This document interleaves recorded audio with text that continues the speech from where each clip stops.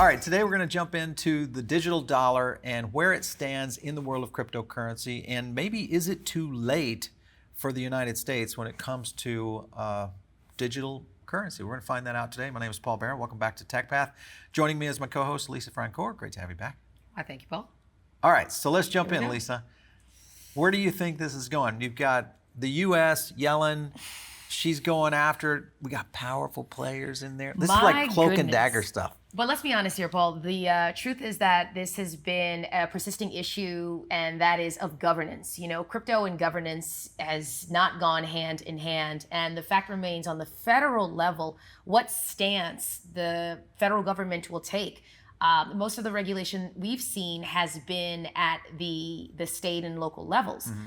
But to your point around the powerful, group of folks that are coming together to begin governance, let's listen to Yellen herself, who said that in light of the rapid growth in digital assets, it is important for the agencies to collaborate on the regulation, a word that I never really like when mentioned in crypto, but collaborate on the regulation of this sector and the development of any recommendations for new authorities.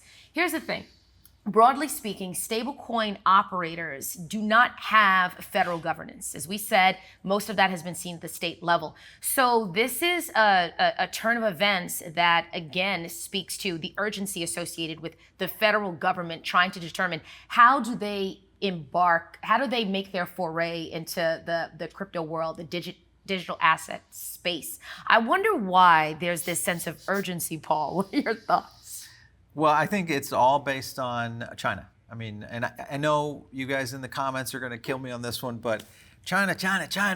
It's the fact is that we're seeing so many major moves from China and where the digital yuan is coming. This is forcing the hand of the federal government. It just is in the United States. It is pushing us into digital dollar, maybe much faster than what we had anticipated. It's very possible we could see this actually happen in 2022. That's how quickly we're going to come. Look at this piece here, right here.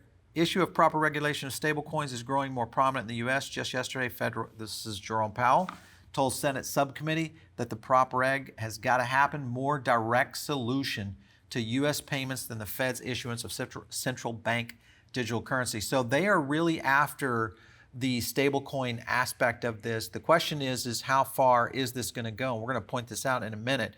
But and Paul, let's also call out, stablecoin for folks that are not necessarily familiar with what type of cryptocurrency this is. What makes the stablecoin stable is that it's collateralized by another asset. You know, for example, the U.S. dollar. You see that in Tether, you see that in USDC, and so for those of us who are not necessarily able to withstand the volatility associated with Bitcoin, stablecoins present an alternative. I was listening to Alex Mashinsky. He's kind of become my new hero now. I listen to this guy a lot, mainly because he tracks on Celsius the activity inside these wallets. So the movement of, like, for instance, he was the one that kind of said the flipping of ETH is going to happen, just mainly because of the amount of people that had invested in Ethereum, but also the amount of people that are in USDC. Right. Remember, they're paying these ridiculous interest rates, whether you go to Voyager or Celsius or many of these other platforms now who are just paying ridiculous interest rates on USDC. So you get a lot of people who are, hey, I'm going to step off the sidelines, but I'm not going to transfer this back to my bank yet. Sure. I park it over here on some USDC. And you're talking about $26 billion in circulation for USDC. So this is definitely one of the most, it has the largest market cap across all stablecoins. And another call out with USDC, Paul, is that Visa became the first major payment network to settle transactions in USDC as well. Mm-hmm. Yeah, so here's the question, is as a USDC, how does this hold up? And do we need it if the US builds out a digital dollar infrastructure? And in essence, you have a digital wallet that's going to come from the central bank. Essentially wouldn't need a bank account anymore. That's kind of the big scenario here, because I think a lot of people have looked at this. This essentially would take banks and limit their ability to become just a checking account. This would most likely be just a services place. You'd go for the maybe loans or other aspects in banking services, but not necessarily for savings and or checking accounts, because everything would be digitized and be on your, your e-wallet. you wouldn't have or need a checking account anymore. And let's talk about incentive, right? So, the APY of a savings account, a traditional savings Right. account, you're talking about less than 1% Right. versus double-digit percentage payouts. So, it offers a very attractive alternative. This is also, too, why I'm sure the government is like, we need to intervene and we need to either be considering our own possible stablecoin rollout. You heard it here first. Yeah, so here's the thing.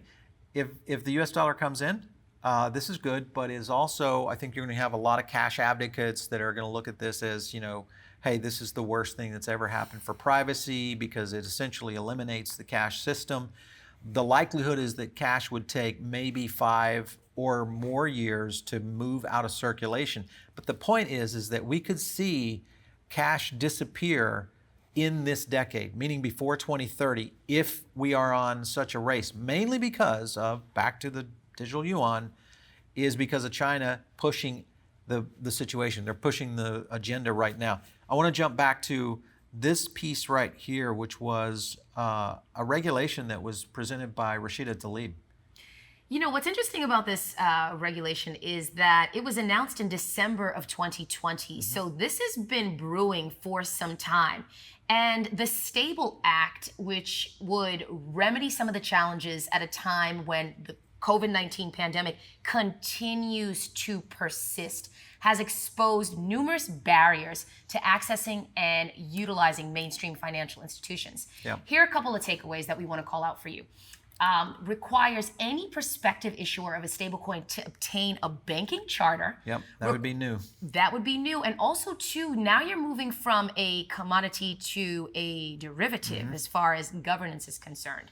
Require that any company offering stablecoin services must follow the appropriate banking regulations under the existing regulatory jurisdictions.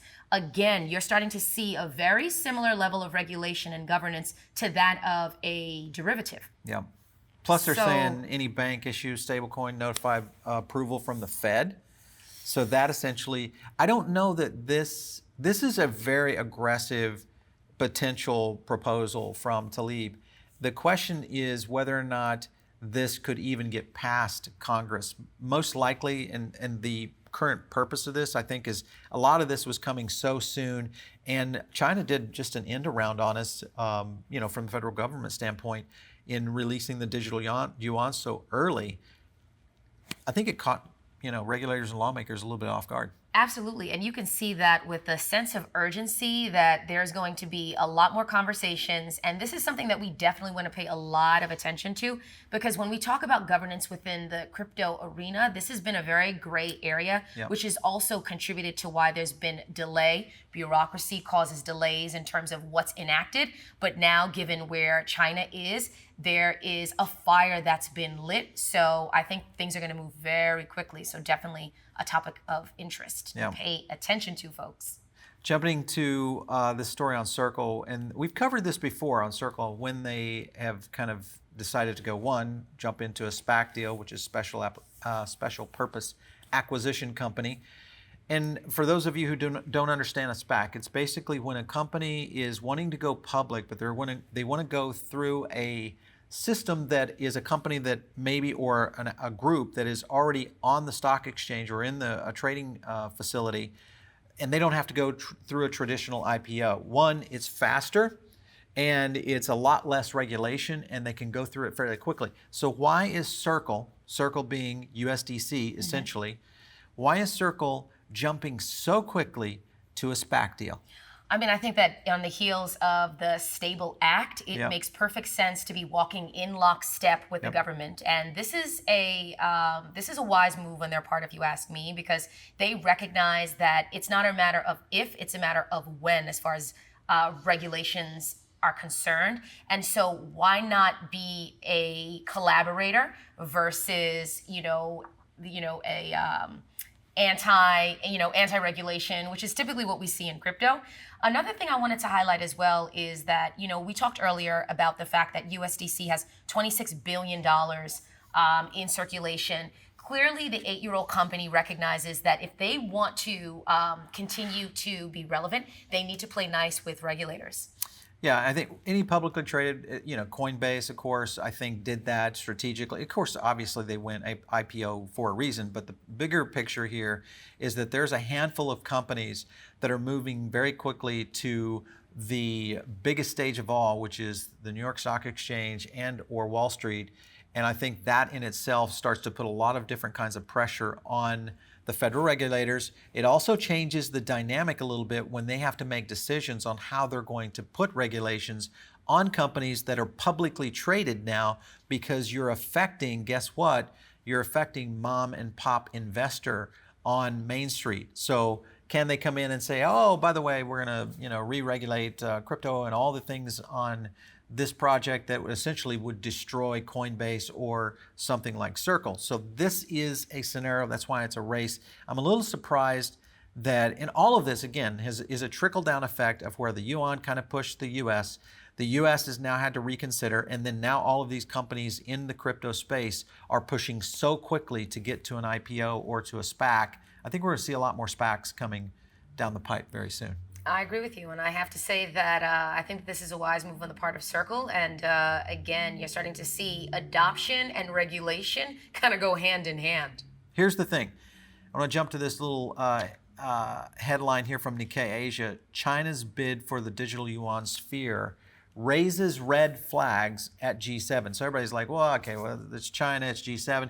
G7, remember, are the countries that pretty much control most of Western society. And when you look at now the G7 saying, wait a minute, maybe there's something here to this whole yuan. I want to jump to this piece right here, which is the China Belt and Road Initiative. Countries in China's Belt and Road Initiative, who's in, who's out, all right? How many would you guys think? You're probably going to get a chance to look this up and kind of research it up, but the amount of countries that are in this program is absolutely mind-boggling. I want to look at this point here. In the fall of 2013, this is when it all began. After assuming power, basically Xi Jinping proposed, that's the main dude in China, proposed building a land-based Silk Road initiative that they were going to call basically Belt and Road. And basically it started in Southeast Asia, Middle Africa, etc. But under this new Belt and Road initiative, here's where it gets interesting. Chinese banks and companies seeking to build roads, power plants, ports, railroads, railways, 5G networks, and fiber optics around basically all things that you need to essentially run a modern day society. These guys have jumped in and said, let's just get in there. I want to jump to the map. This is the Belt and Road Initiative. Look here, 2013-14, China, and then there you have mostly Pakistan. 2013, you've got what's going on in Afghanistan. 2015 runs in and they pretty much take over all of Africa. Yep. 2017 and 18, they start going into Eastern Europe. And now 2019, they get Central Africa and they start in South America. Hello. Global domination? Yeah, well, when you've got a digital yuan now that has to be utilized by 130 plus countries to be able to utilize all these new infrastructures, this essentially changes the world currency. Not only does it change the world currency, but geopolitically, I think this is why there's so much, fear within, the other G7 countries, which are pushing, mind you, for a framework that could undermine the current currency system. They're trying to avoid that from happening. So they're trying to apply pressure to establish a framework that will force China to be more transparent with respect to what it is they're doing, how it is they're doing it. Now, another point of reference, Paul, is that historically you've seen the US dollar as the currency of dominance. Right. However, over the past, 10 plus years, China has been making a concerted effort, very subtly and very strategically, to unseat the dollar as the currency of choice, which is also too why you're seeing the Fed now come in and say, okay, we're going to need to start making a concerted effort to assess what our digital strategy is going to be, our digital currency strategy is going to be. Last data point here, the one in green right here, 63% of the world's population lives within the borders of these BRI countries, basically the Belt and Road Initiatives. 139 members, 139 countries. That's 139 different currencies that could potentially flip from either their current currency or the US dollar as the world reserve currency to this. That's 63% of the world's population would be in this area. That is massive, especially if they continue to move this out in South America, where you already have a lot of unstable currencies. And moving in, digital yuan would be basically the natural evolution of where that potentially could go.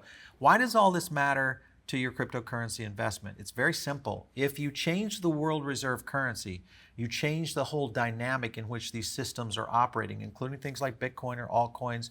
We've already talked about to nauseam about the Chinese and their strategy of moving the miners out. It creates a new market here. That's great. But it also changes the model in which they can go out and dominate a digital currency for their own population. Remember, biggest country in the world, most population. Yep. You know, and they've just been pulled out of the equation for cryptocurrency. So this is a bigger thing. There are so many big oars in the water right now that affect and could affect the cryptocurrency markets, Bitcoin, Ethereum, all the things that you're out there. And what I ask of you guys is make sure that you're following these global topics, because they are very important. One, to just get your head around, and two, to be aware of strategic moves that could happen. I'd like to know from you in the comments. Hit us down below. Do you think it even matters, or do you think Bitcoin is just going to dominate? Who cares what the world reserve currency is? It's been the dollar for so long, and look where Bitcoin is. It went from, you know, under $100 to where we've seen it at its high at 60,000. What are your thoughts on that? Hit it in the comments. We want to make sure that you keep following, keep paying attention, keep staying informed and educated. Make sure you subscribe to our YouTube channel. Comment below. We want to hear your thoughts. Bitcoin, 160,000 plus. Digital yuan taking over the global currency. Who knows? Maybe you do. Share your thoughts. All right, so you guys know I leave my DMs open for you. Thank you again for all your communications on Twitter. I love that. You can just hit me up at Paul Barron. If you do have an idea, though, for a show, shoot an idea to our producers, which is just producer@revernetworks.com. We'll catch you next time right here on TechPath.